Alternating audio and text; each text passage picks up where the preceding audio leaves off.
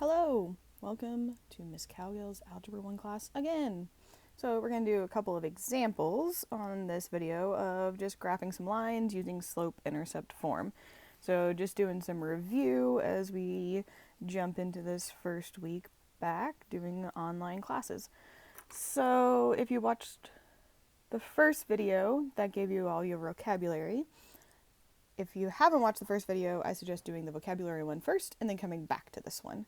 So if you have your math notebook, make sure you are pausing this video and copying down what I'm writing. Write down all the examples because we are going to keep up with having a weekly quiz and you'll still be able to use your notes on your quiz. And I expect that you'll use your notes on your quiz. It'll help you do better. Okay, let's do our first example. Graph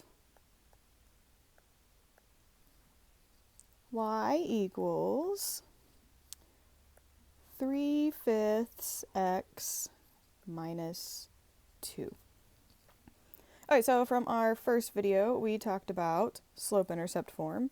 So we know this first number is our slope. This 3/5 is our m. Stands for slope.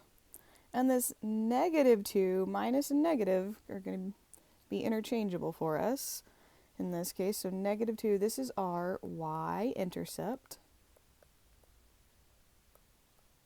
This is where we start.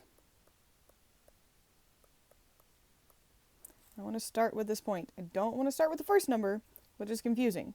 You usually want to start with the first thing, right? We're going to start at the end and go backwards. So in order to graph this, I need to have a coordinate plane. So I need an x and y axis. So let's slide down a little bit, get a little more space. We're going to be graphing this right below here. So I'm going to draw my y-axis right here. My x-axis is going to fit right about here. Make sure that you are pausing and getting everything you need. Alright, let's start with y-intercept. Our y-intercept is this -2, and it's the y-axis, so that's my vertical axis, my up and down. So I'm going to put a point at -2 right here on the y-axis. So this is my y-intercept. Remember, we start with the last thing. Then I'm going to do my slope. So my slope says 3/5. That's rise over run. For a positive slope like this, we're going to go up 3 and right 5. If I wanted to go backwards, sometimes we do the opposite and we want to go down because we want to get more of the graph. If we switch to down, we have to switch to left. So let's see what that looks like. Starting at this point, I'm going to go rise 3, run 5. So 1, 2, 3. And that means I need to change directions and go 5 to the right. 1, 2, 3, 4, 5. So this is where my second point on the line is going to be.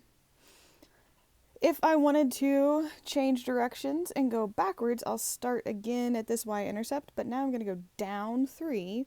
1, 2, 3, and left 5. 1, 2, 3, 4, 5. And this is going to be the third point on my line. So if I was putting this line in here and these 3 points didn't actually make a perfectly straight line, then I'd know I did something wrong. So I'm going to attempt to connect this with the straightest line I possibly can. There we go. So this is my line. This is the line y equals 3/5 x minus 2.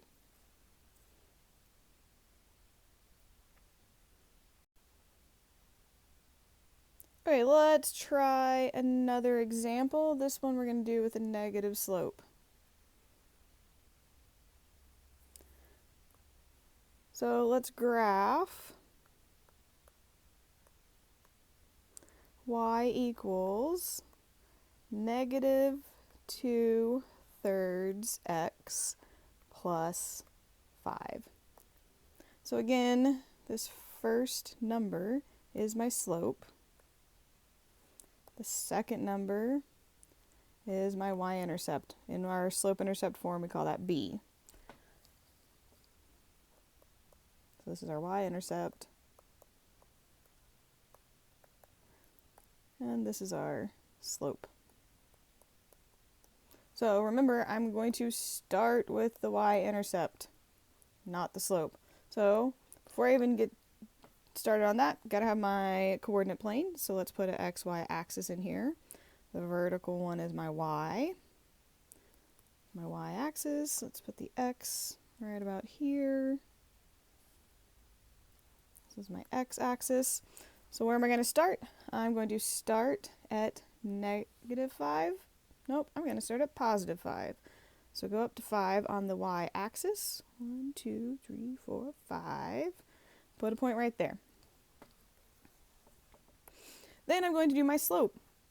So we know slope is -2/3. We know that's rise over run.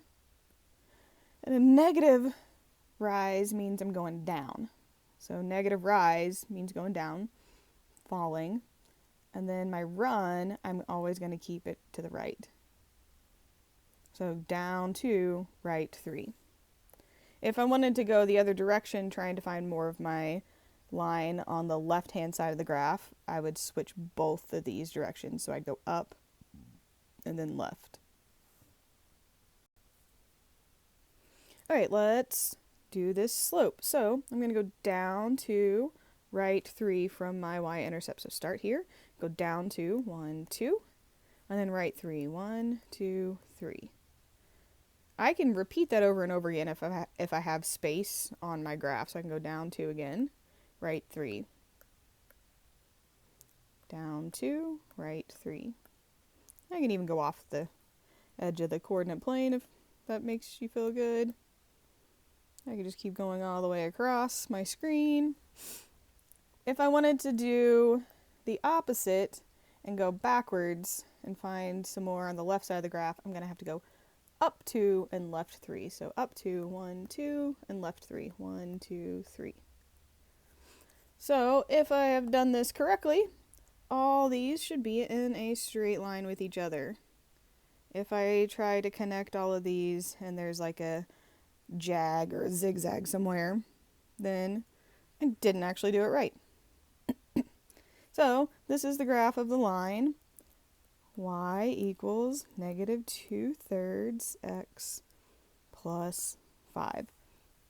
So I hope you've been pausing and copying down what I'm doing and putting this into your notes. If you have any questions, make sure that you write those down and save them for when you come to our next Zoom class, and we will talk about it.